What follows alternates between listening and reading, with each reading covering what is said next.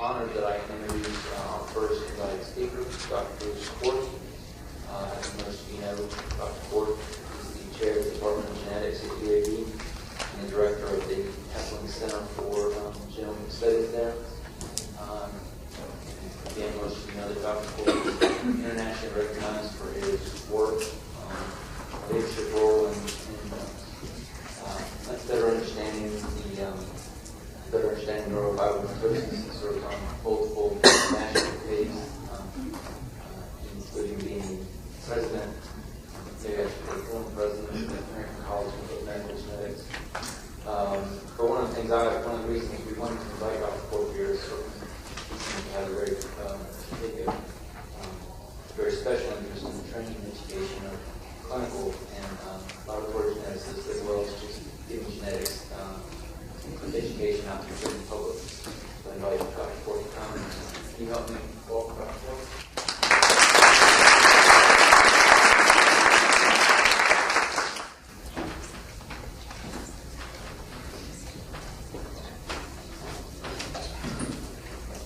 Thank you very much. Great opportunity, great pleasure to have the opportunity to be with lots of old friends here and look forward to the rest of the meeting. Well, Tim did ask me to talk about genetics education, both clinical and laboratory geneticists. As you'll see, it isn't easy to do that without bringing forward some kind of idea of exactly what we're trying to train people to do. And so this talk will probably spill a little bit beyond the boundaries of strict training into a little bit of where is genetics going as a medical discipline. Now, it's hard to start a talk about genetics training without some version of this slide. It's not maybe the most uplifting way to begin one's day. See it as a call to arms just as well. So these are the numbers that are posted by the American Board of Medical Genetics this is numbers of trainees who passed the exam from the very beginning when it was first given in 1982 on through 2009. And there are some general trends. This one is heading upwards. Can't really pay much attention to the first blip here because these were all the people who had been out in practice for a long time. So the numbers were inflated by virtue of that. But the numbers have been trending down, you could say, for all areas. And this is biochemical genetics. It's the one that is trending towards the end of the y-axis here. Obviously not a good place to be. And you could take a kind of half empty or half full look at this if you like, because you could argue that actually the numbers have plateaued in the past few years.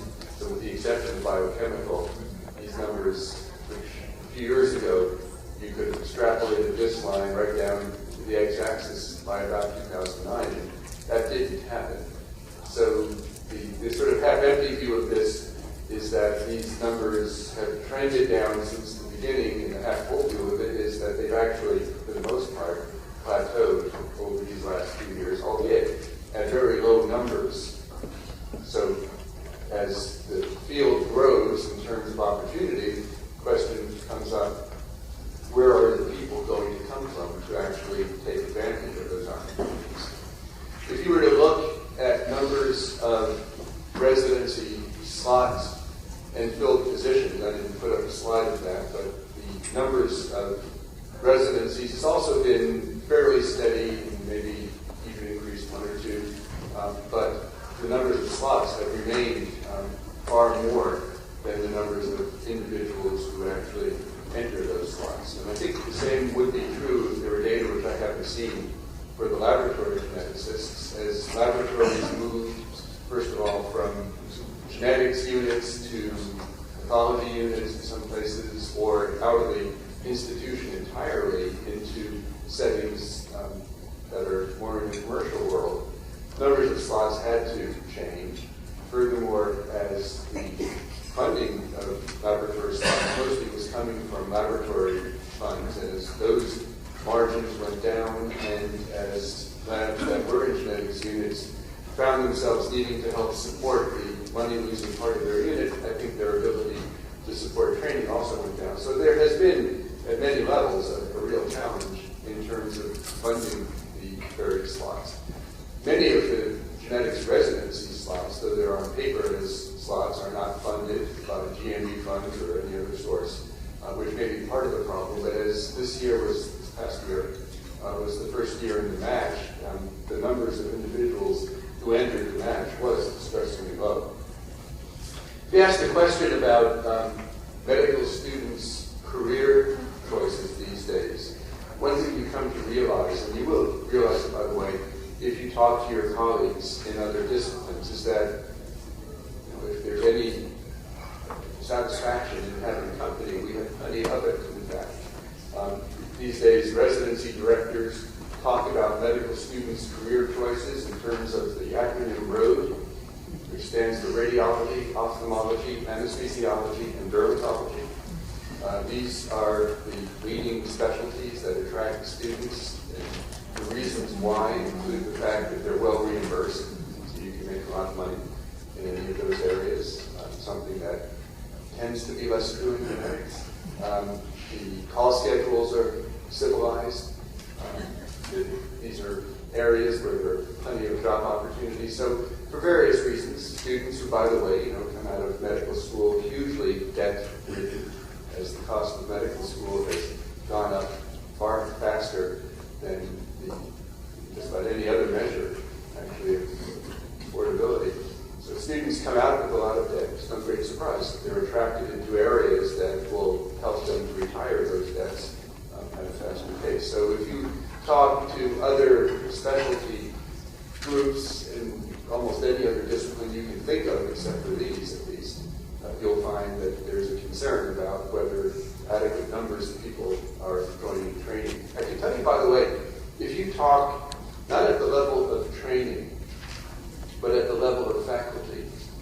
So when I talk to my radiology colleagues, and we compare notes about the challenges that we have, so I'll say that the pool of people who are trained in genetics is relatively small.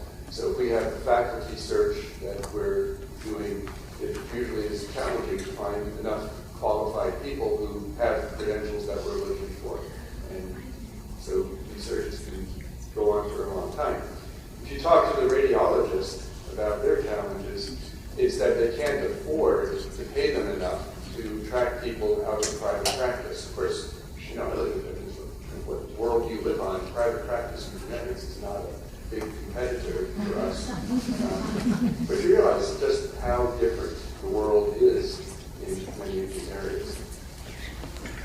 Well, question I think really, in a sense, can be put as a sort of now or never if we're going to turn this around, because I think we face opportunities that people who originated the concept of genetics training and founded the American Board of Medical Genetics would have had a hard time predicting. If you look at what was medical genetics around 1982 when the first board exam was given, and if you stratify the world into prevention, diagnosis, and treatment, so prevention was and is, to a substantial degree, the concept of newborn screening, which by any measure I think has been an outstanding contribution to public health. Diagnosis back in those days looked sort of like this. Obviously can't see it from a distance, but you surely know what you're looking at there. It's really looking at chromosome structure. I guess you could say the first genomic test introduced in the 1950s. And in the 1980s, it was going full force. So if you were training somebody in cytogenetics, a good chunk of their day would have been spent at the microscope.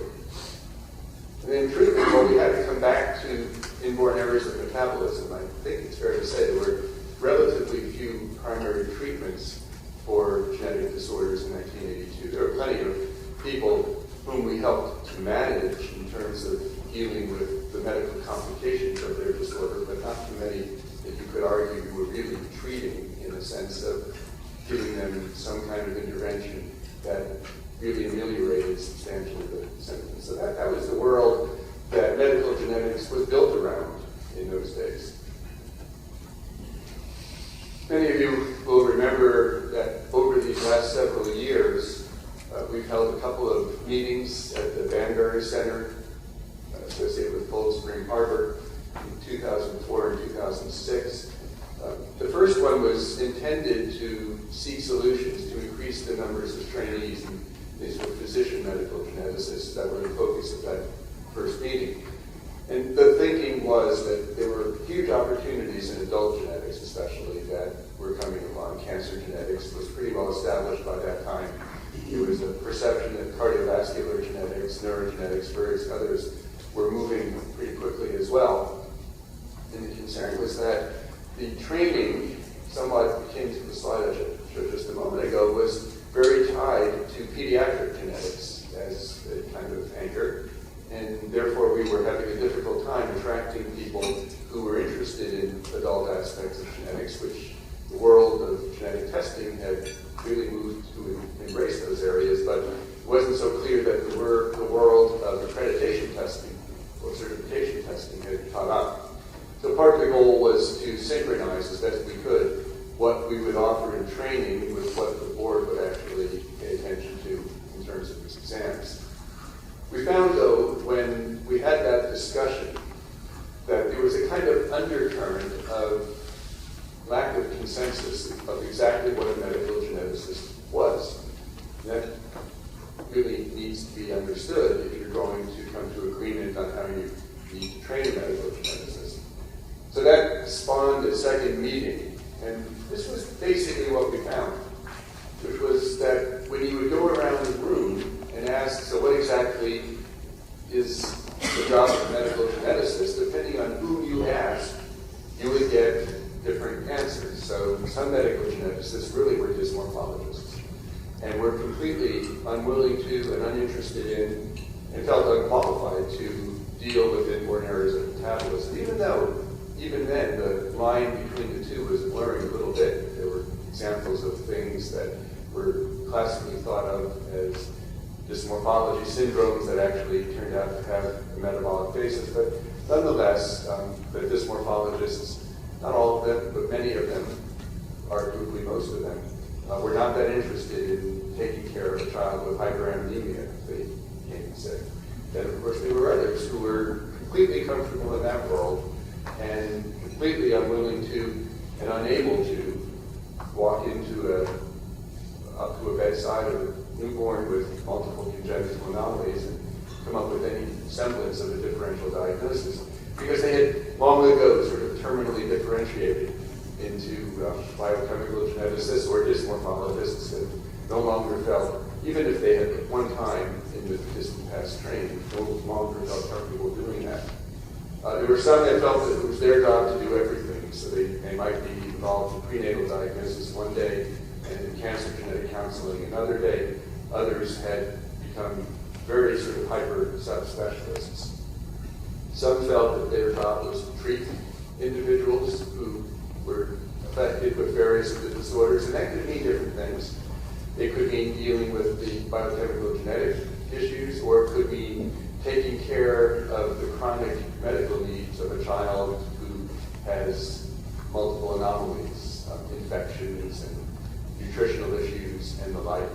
And there were others who felt, well, I went into genetics because I never wanted to write another prescription. And all I wanted to do was tell people the name of the thing they had and counsel them, and I really didn't feel like taking call and dealing with all the sick children or adults who might have genetic disorders. So it became clear at this meeting that we had this kind of situation. And it wasn't hard to understand why we were having a difficult time deciding medical students when no two people in the field exactly agreed on what it was that they did. And so you couldn't present to students any kind of unified view. Since I trained also in neurology, I had the sort of metaphor that it was as if at a particular institution, the neurologist said, sorry, nobody in our faculty is interested in epilepsy.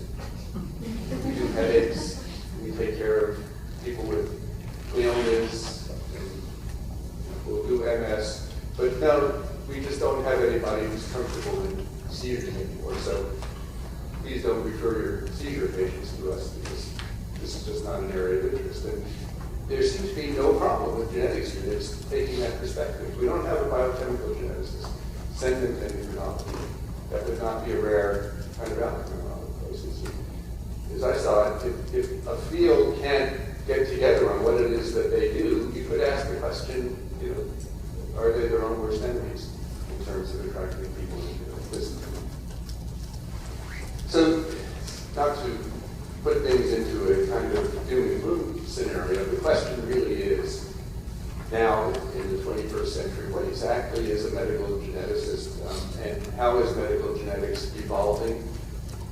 I said earlier, it's sort of now or never in the sense that the opportunities before us to make contributions in terms of healthcare have simply never been stronger. But are we going to rise to the occasion? And then once we have some sense of what we need to do, then the question is, what kind of training can we put in place to accomplish that? And finally, how do we attract more to train? And I would argue that if we can solve number one, and arguably number two, that number three will probably not be nearly as hard as it might seem to be. So what is the kind of evolution of prevention? Well, so I think most of you are aware, probably all of you are aware, that the world of newborn screening has matured a great deal, and the numbers of disorders for which newborn screening now is feasible, thanks to tandem mass spectrometry and other technologies, has increased very dramatically.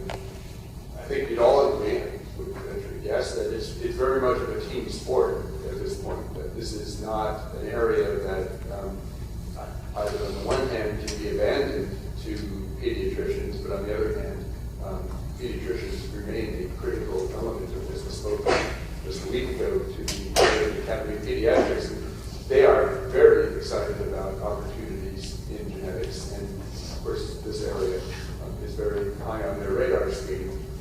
But below the paper that the college put forward, that was an attempt to standardize the newborn screening panel. Most of you know that depending on what state you were born in, determined what your outcome might be with a variety of inborn errors of metabolism. We don't know that that's 100% solved, but it's certainly a much more even playing field now than it was just a few years ago.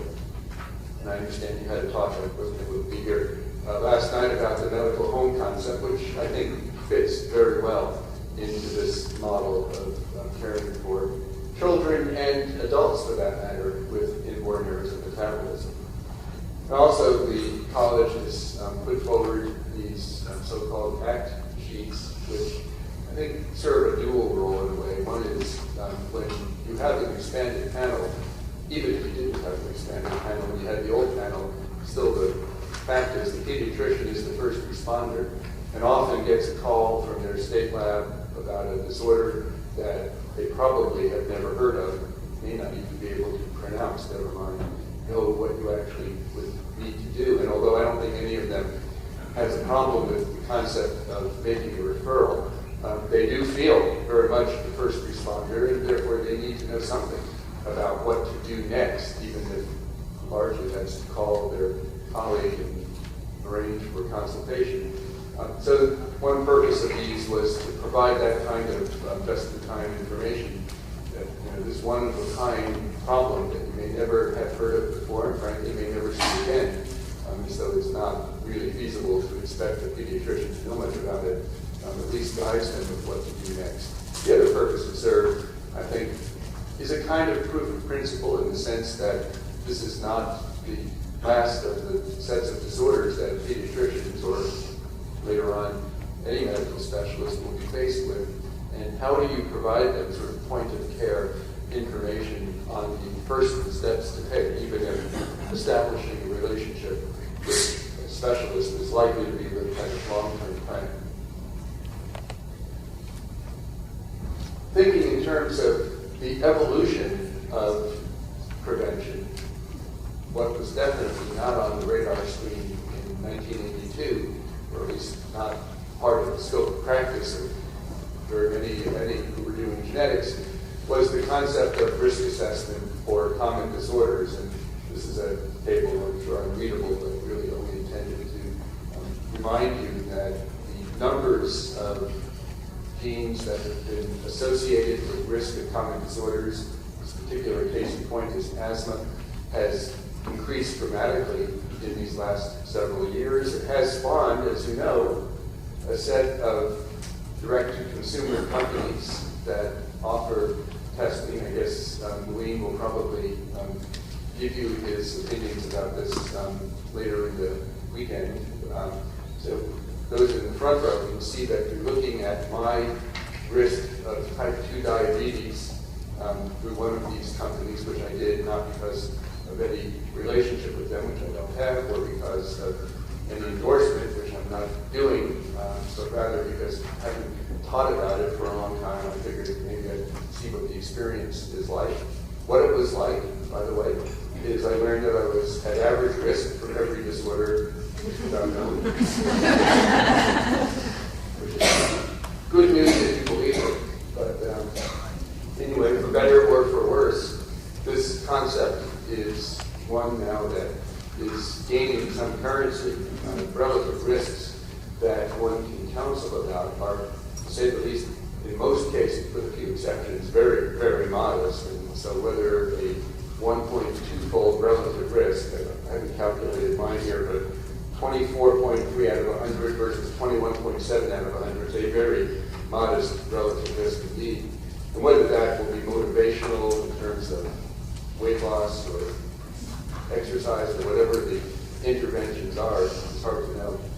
Actually, small anecdote, I was on a NIH review panel for a program that was planning, and I guess has gone forward to develop these kinds of reports for risk of common disease. And they had tackled a handful, I don't remember what they even were. And one side of the sheet showed pictures that looked a lot like that, with, showing your risk versus average population risk.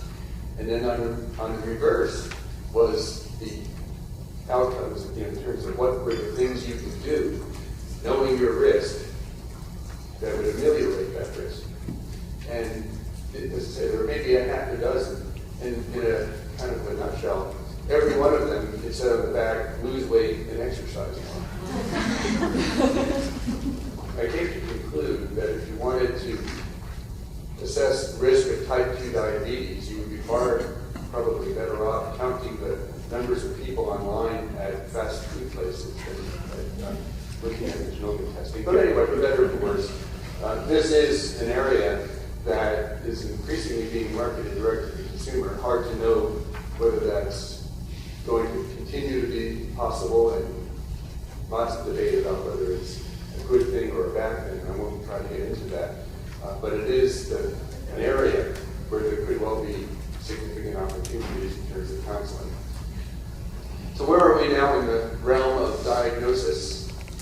I'm less directly involved with cytogenetics training now than I once was, but I think it's a fair guess that at least less time is spent at the microscope than once was, and probably a lot less time. Our ability to chip away at conditions like autism spectrum disorders using various of the array technologies has improved dramatically and really changed the sort of utility of cytogenetics in a lot of settings where historically it was used with a relatively low yield.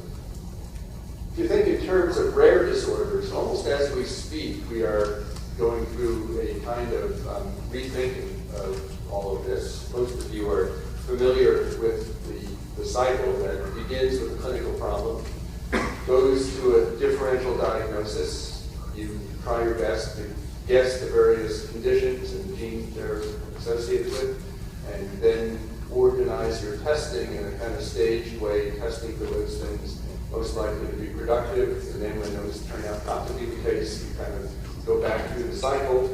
If you're fortunate, you hit it at some point. If you don't, then maybe several years later, one of your colleagues gets a crack at it, and sooner or later you hope the diagnosis gets made. As you know, the concept of the diagnostic odyssey occurs for many people who go from doctor to doctor over time, waiting for a diagnosis that perhaps in some cases never actually happens. Realize this kind of room is a long tunnel and there's no way you'll be able to see a lot of writing here, but most of you probably have seen the paper published in Genetics and Medicine from a group that actually established a diagnosis of a newborn young child with a inflammatory bowel disorder based on whole exome sequencing, and then went on to identify a condition that would be amenable to a transplantation and had relatively good outcomes. So the concept here of moving to the genome instead of testing one disorder at a time has become feasible. And if you think about it, if you do whole genome analysis, and I know you hear other speakers about this, but I think it's pertinent to the issue of training, you'll immediately diagnose carrier status for a variety of autosomal recessive disorders. And the frequency with which you'll find that somebody is a carrier for something is 100%, right? All of us carry some alleles that if they were homozygous would have caused disease. In a heterozygous state, people are going to want to know what these are and what they mean. So it's a huge opportunity and need for counseling. Any Mendelian disorder, in principle, and I'll give you the caveat in a minute, should be diagnosable.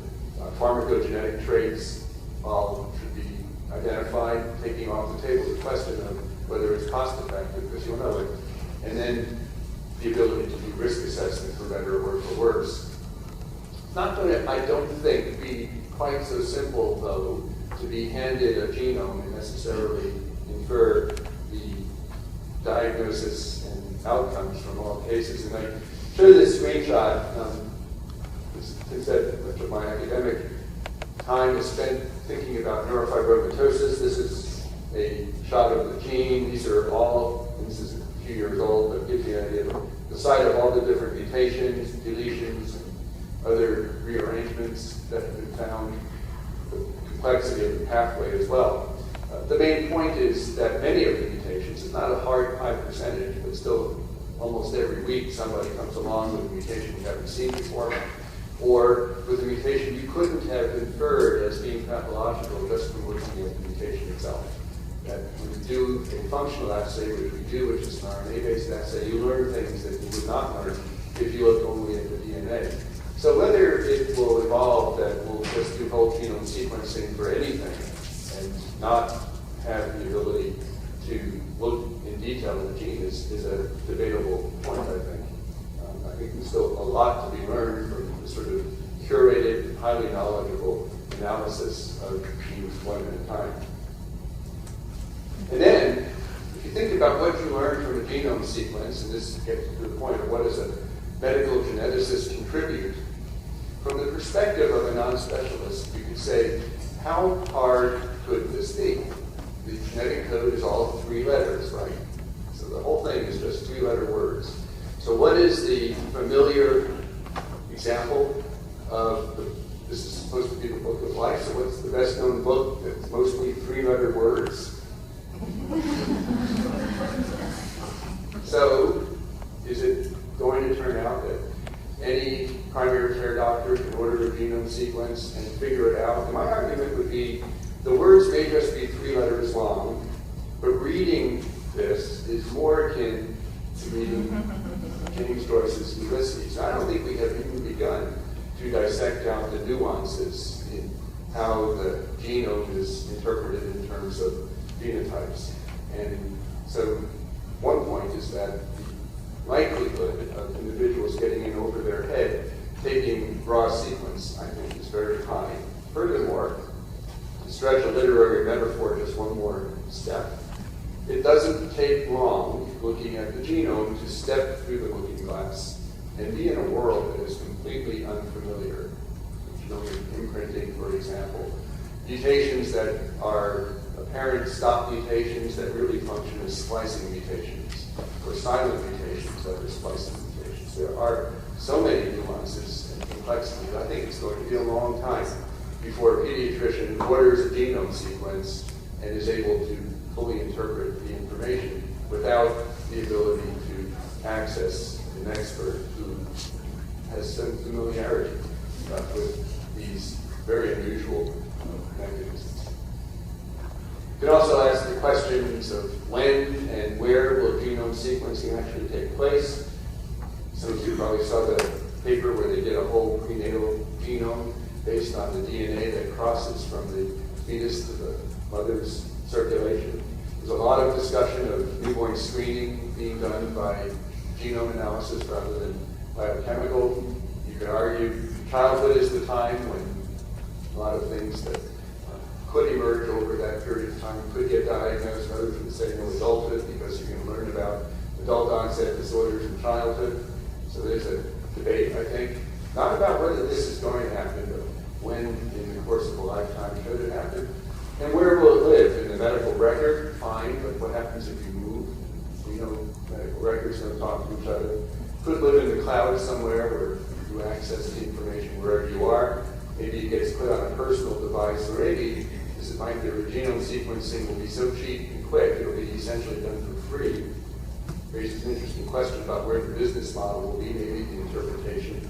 And then it just gets done every time you come to the doctor's office. So you bring your cell nuclei to every doctor's office. What's happening in the world of treatment? Well, lots of you I know are involved in treatment of lysosomal storage disorders. One of now many examples of primary treatments that truly improve quality of life that certainly were not available in 1982. My own area, as I already mentioned, is in the world of NF1, and it's one of many examples where clinical trials are going on. I spend a lot of my time managing a clinical trials consortium. And I will tell you, that's been a really interesting, eye-opening experience thinking about training, because how many medical geneticists are familiar with how to do clinical trials and all the various nuances that need to be done there? And our consortium consists both of oncologists and geneticists. I'll have to tell you, don't tell the oncology colleagues I said this, but the oncologists know a lot better what they're doing than many of the geneticists do, because they live in the world of clinical trials, trained in it, and have existed comfortably in it for years. And a lot of the medical geneticists have been on a learning curve trying to figure out exactly how to do it. All right, so that leads then, if you accept any component of this sense of where things are going, with how do we align training with these opportunities. And in March of last year, the college organized a meeting in Stone Mountain. We still sometimes call it the Banbury meeting, by the way, just because that's taken on a meaning divorced from the physical location. But anyway, it was designed to think about competencies for the physician medical geneticist, given all of this, and probably can't read the names here, but we invited people who we felt had expertise in various of the sort of specialty areas in genetics. And you won't read this either, and this is now very shortly going to be submitted for publication in Genetics and Medicine, and I think we're happy to circulate to any who are interested. What maybe you can see is that we start with overarching competencies, things that don't pigeonhole well into particular subspecialty areas, and then discipline-specific competencies. And the thinking is this could be a kind of blueprint for what training, and for that matter, what the exams involve. One example of an overarching competency that I chose one somewhat arbitrarily says integrate multiple sources of information, including family history, physical exam, genetic testing, and databases, to quantify genetic risks to an individual or family members. And then I won't read every learning objective. One is calculate risks using principles of transmission, population genetics, using Bayesian approaches. Another is appreciate how germline mosaic system affects recurrence risk counseling, and so on. This is not a kind of laundry list of every syndrome you should know, actually. It's much more asking what should the geneticist be able to do based on having achieved with training.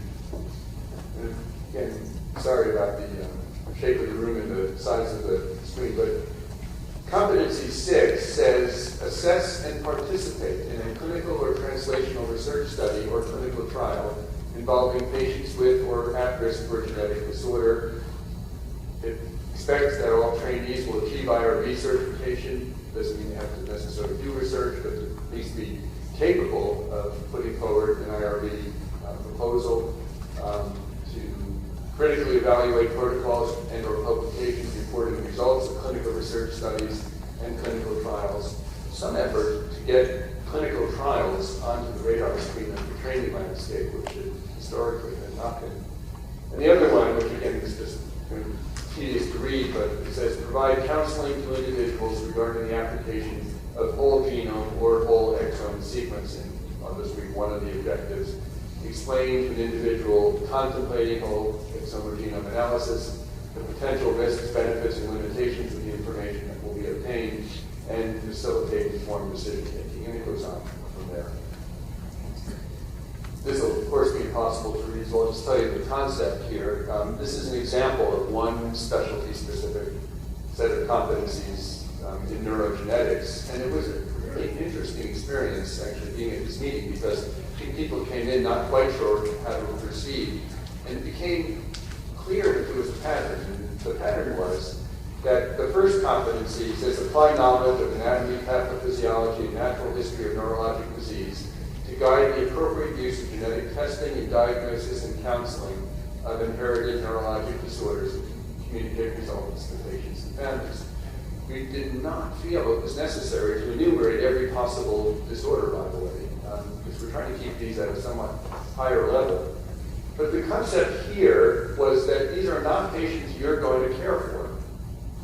You're not going to be providing longitudinal care to a person with epilepsy, but you may very well be asked to help guide the workup of somebody with a seizure disorder in terms of genetic causes and interpret the results of testing.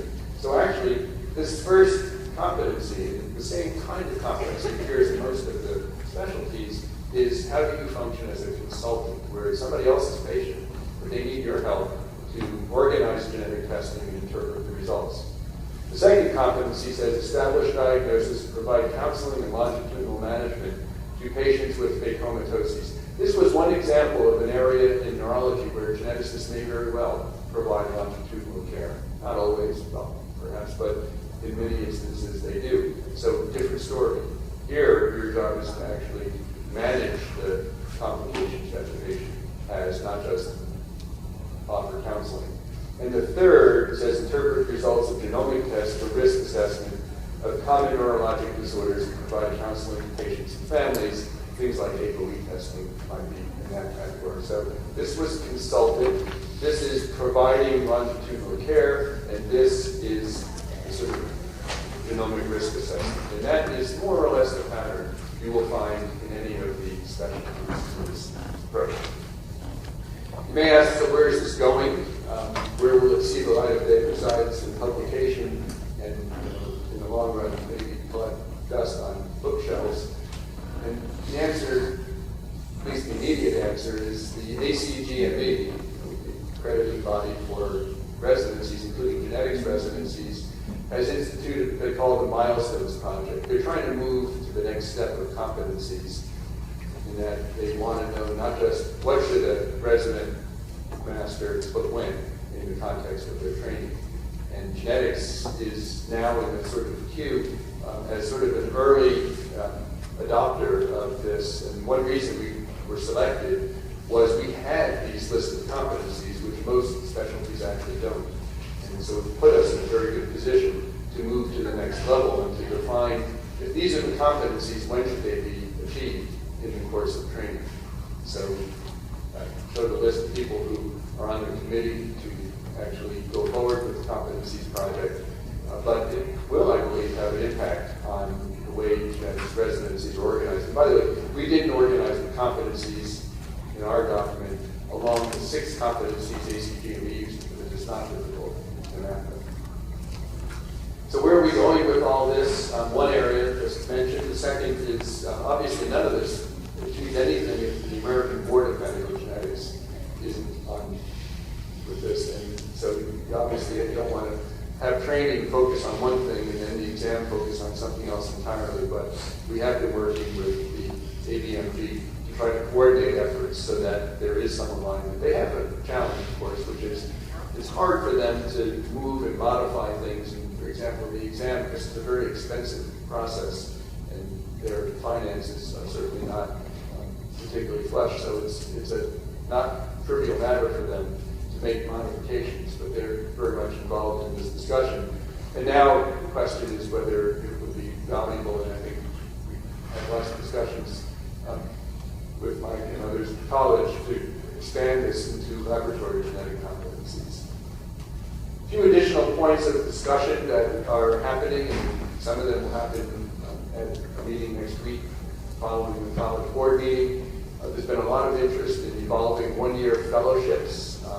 An example would be in cardiovascular genetics. There's a perceived need for this, and there's been a lot of positive discussion with the cardiology community on this point, that there are people who would love to have training in genetics, not broadly that encompasses all of genetics, but in focused areas such as cardiology, where they would not need to be trained in the broad areas that a medical geneticist trains in, and therefore don't require a full 2-year residency, but could come from a cardiology background, having maybe achieved fellowship training in cardiology, and then enter genetics for a 1-year fellowship that would not make them board certified in genetics, but it would lead them to have some certificate of competency in cardiovascular genetics.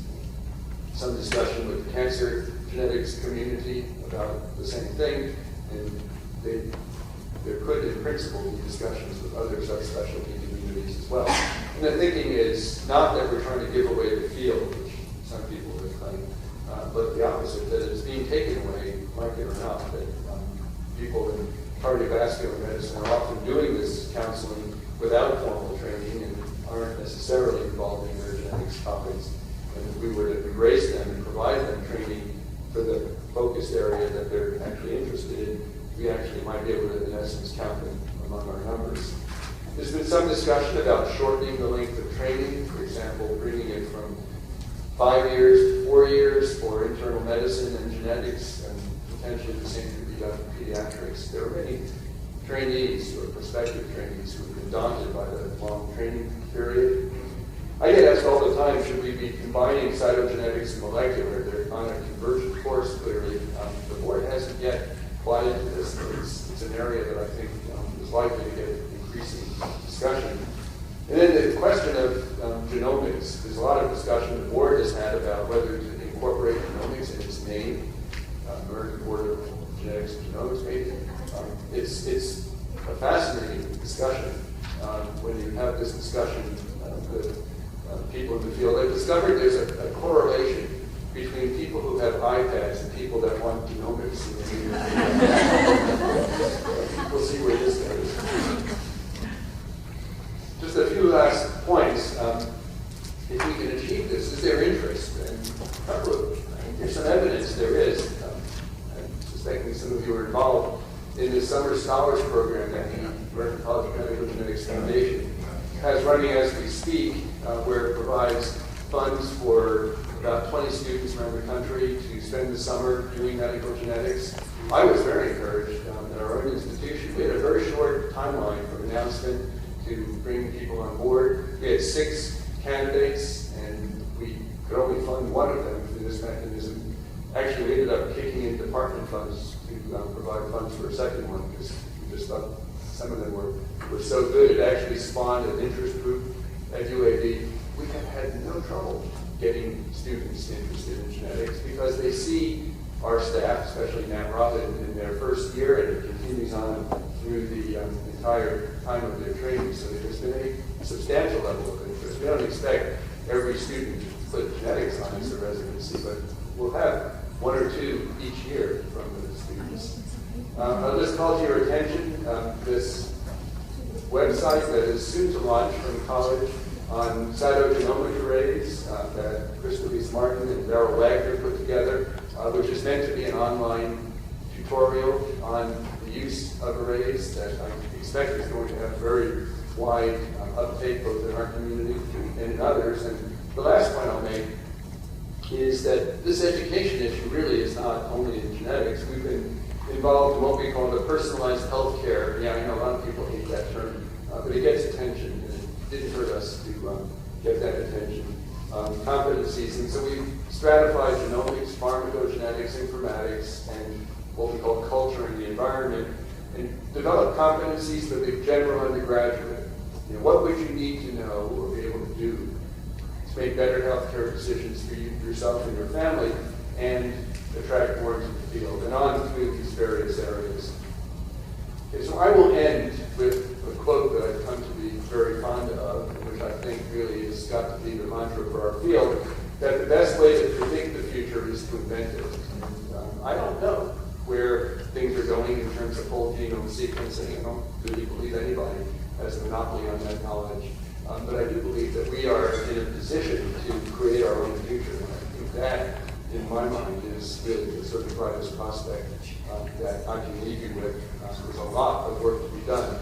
But if we can align ourselves and to define ourselves crisply, I think the world is ready to hear where the opportunities in genetics are. Thanks very much.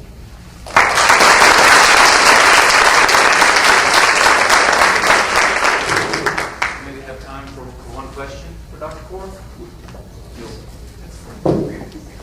Great presentation. Pam Arndt from Nemours, Florida. A great presentation, thanks. One of the things, I almost hate to bring it up, but it speaks to attracting trainees, and our future is reimbursement. When we can't get paid for what we do, it's very difficult to attract people to the field. Yeah, so the assumption I think many make is that if we got reimbursed better, everything would be solved. And maybe to a certain degree there's truth to that. And there is a lot of work going on to try to accomplish that. I mean, we have to, I think, recognize that right now we are living in a perfect storm of not just reimbursement, but everything is changing, right? The reimbursement patterns that hospitals have been accustomed to are changing and are going down across the board, never mind in genetics.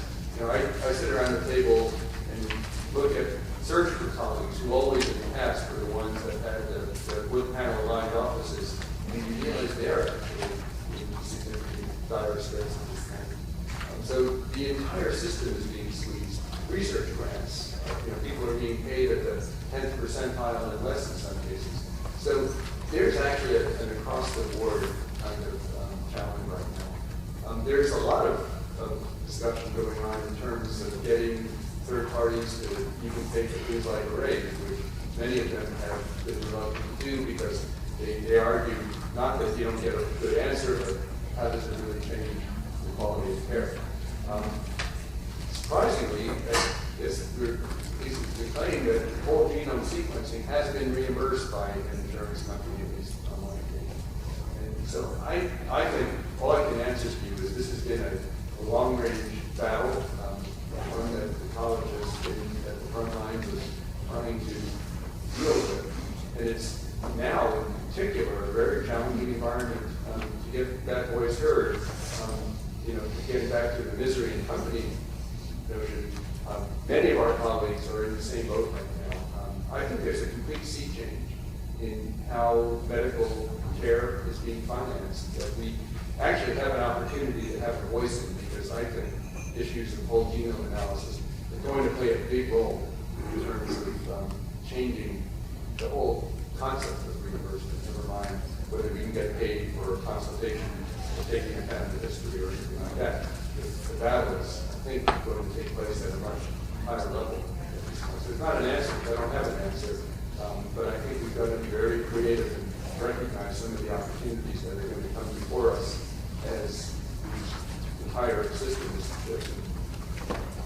Thank you, Dr. Korf.